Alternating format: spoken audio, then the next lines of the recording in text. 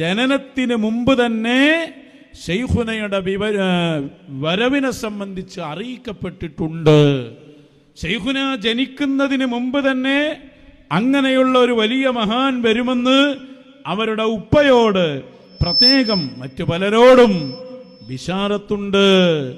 എന്തൊക്കെ ഒരുപാട് മഹത്വങ്ങൾ.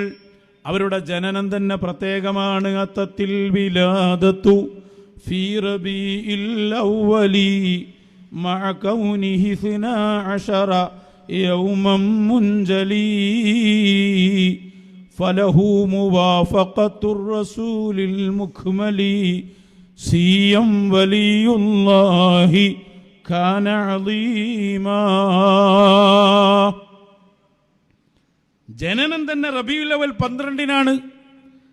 ജനനം റബീഉൽ അവ്വൽ 12-നാകുമ്പോൾ ആ ദിവസത്തിൽ ജനിച്ച ഹബീബായ ത്വഹ റസൂലുള്ളാഹ് നബി സല്ലല്ലാഹു അലൈഹി വസല്ലമ തങ്ങളോട് ആ ജനനം ഒത്തുവന്നു എന്നത് പ്രത്യേകം എടുത്തു പറയേണ്ടതാണ്. ഹബീബായ തങ്ങൾ ജനിച്ച അതേ ദിവസം റബീഉൽ അവ്വൽ 12-ന്. അതുപോലെ തന്നെ അവരുടെ വയസ്സെത്രയാണ്? 63 വയസ്സ്.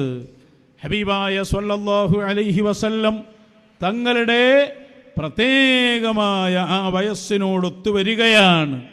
അവിടുന്ന് മദീനത്ത് പോയ സംഭവം പറയാണ്. ലമ്മാ തഖാറബ